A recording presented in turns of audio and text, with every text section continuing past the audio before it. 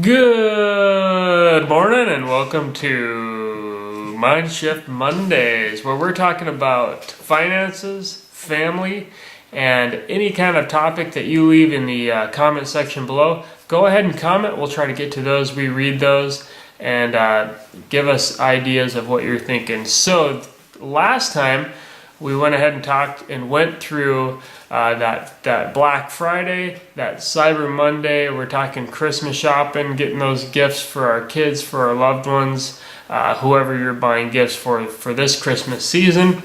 And that it doesn't always have to break the bank. So with that said, let's talk about what we're doing for Christmas for our kids this year.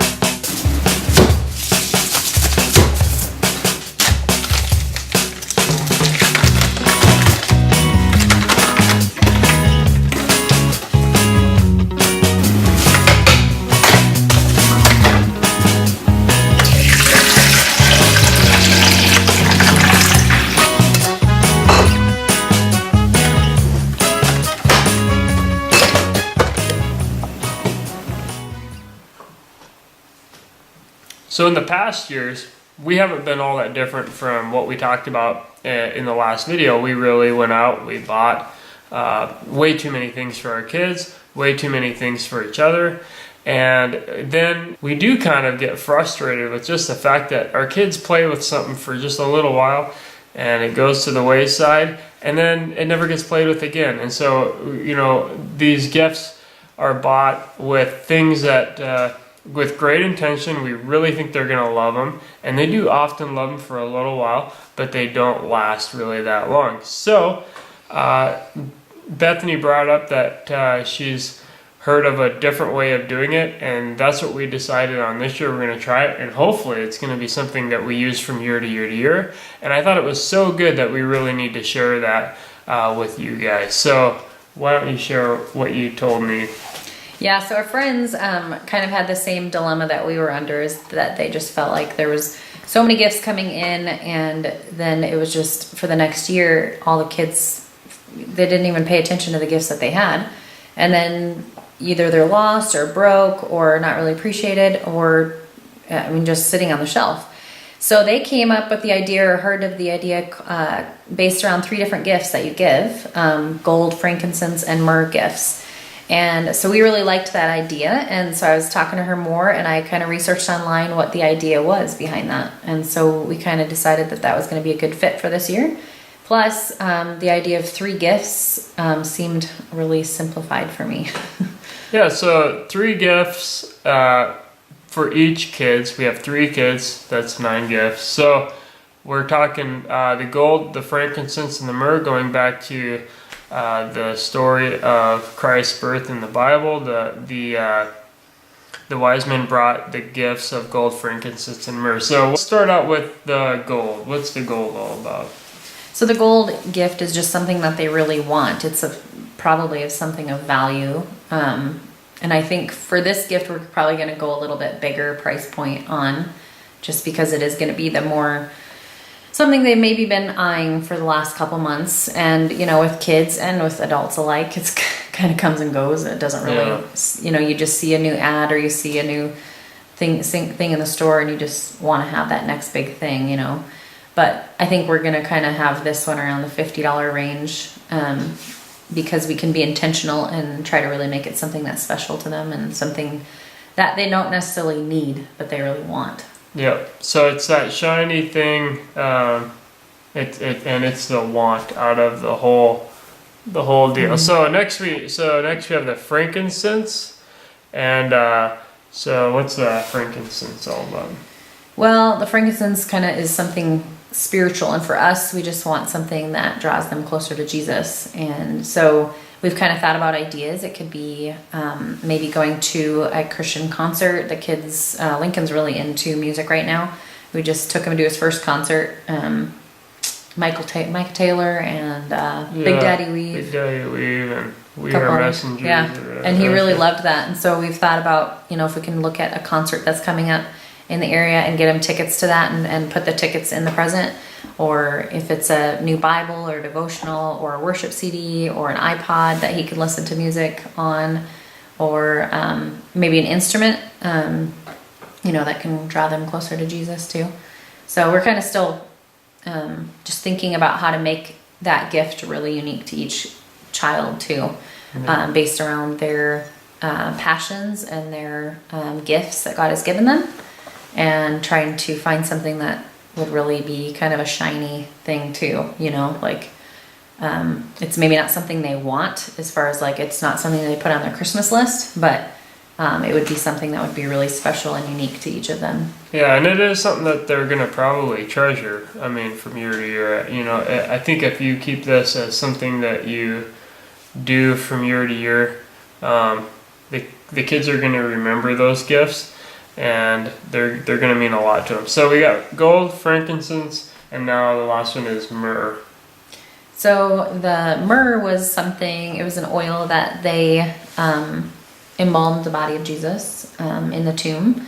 And so it is something that they can wear, is kind of the theme that we're using, is something that just a body, an article of clothing, or it could be a new pair of earrings if they have earrings, or it could be a necklace, or it could be maybe even a new pair of shoes that they need or want, or a sweater for the girls, or a new dress, or something that is just which is kind of nice, because this can be more material rather than a toy.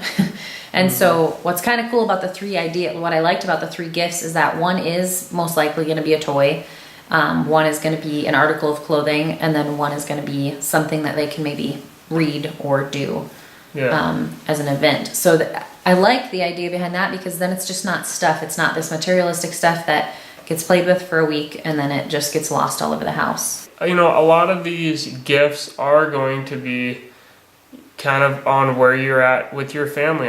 If you have a really young family, you're probably going to do most of the decision making for your kids, and you're going to kind of make the priorities for them. But as your kids grow older, then I think they're going to dictate a lot about what they have for their own priorities in their life, and what they desire to have. And so you can really just use this gift idea as just a really neat tradition for Christmas, from year to year, and to not only give them a gift that they want and are going to really enjoy, but then you can give them that gift that is a real priority for your family. And for us, that is faith. And so faith is a really big priority for us. And so we're going to give things like maybe that new Bible or devotional, things of that nature, to just help our kids to grow in the Lord. So that's going to be a huge priority for whatever stage that they're at for us. So that's what we're doing this year for Christmas, and how we're spending our Christmas budget. I wanted to pass that along. Thought it was just a really neat idea, and as you're looking to maybe make some traditions in your family, that might just be a really excellent start for you, for a tradition or for your gift exchange and how you do it. Yeah, something else I wanted to add too is sometimes when people think of downsizing to this capacity of going from, maybe you were going from 20 gifts each or 10 gifts each child, where it was just this, you just felt like you had to just bring in all these gifts for your kids, and maybe going down to 3 seems overwhelming. Something that we also do is our stockings. And so you can really create a lot of fun things with your stockings. For our kids, we're going to do the normal socks and underwear, just because who doesn't want socks and underwear, Well, I think it's kind of a great thing to put in the stockings, because if you just do it every year for the stockings, it's something that gets done, and it's kind of unique. You can pick out some fun prints for them, depending on the ages, but also some fun little trinkets or things from the dollar store, or little painting sets, or whatever age appropriate. Maybe it's a gift card for iTunes if you have an older child, or things like that. And some fun food things that we don't normally do is another thing that I like to put in the stockings, like juice boxes that I don't normally bring into the house on a daily basis that are full of sugar, or like a cup of hot cocoa, and then we also do jammies. So this is not, I guess that could help you maybe if you're wanting to kind of like figure out, well, how do I go from doing 12 gifts each kid to 3? That seems so crazy. And then, and the 3 gifts that we're choosing are two out of the 3 are most likely non-materialistic things, which is often hard too, I think, because kids like kind of the toy type things. And for us, I want to get away from the toys because I think, since we homeschool, I really want to give my kids the ability to just create and inspire themselves by just thinking outside the box. And when we give them toys that do everything for them, like it makes the moo sound of the cow, and it makes the truck sound of, it makes the vrooming sound, and it makes all these toys. And then once the battery's dead, you notice that your kids don't play with that toy anymore. And when you give them those toys that do the things for them, they just lose that sense of creativity, is what we found. And so I want to help them get away from that, like having things, if a kid is interested in art, I want to give them art supplies. Or if a kid's interested in science, I want to find a science kit or woodworking or whatever it is that would create inspiration in their life too. Yeah, and the other thing is, we do have a tradition on Christmas Eve where we open up one gift, and that gift is PJs and a game. So PJs in a game or a movie. So that happens whether we're at home with sometimes we're at home just our own family. Sometimes we're at Nanny and Papa. Sometimes we're at Papa and Grandma. So wherever we're at, we open that one gift on Christmas Eve. So that's the tradition there. So that doesn't follow through necessarily, or follow suit with those 3 gifts on Christmas. But on Christmas, that's how we're going to start the tradition there of the gold, frankincense, and myrrh. And we're going to read the Christmas story right out of the Bible, and then the kids will understand the correlation there with the gold, frankincense, and myrrh. And that'll be talked about pretty much the whole month of December anyways, as we do the Advent calendar and those things. So, great time of the year. We're really, really excited. And, as you go through this week, be excited about Christmas, about the holidays. Don't get overwhelmed. It's so easy to do, especially if you have kids.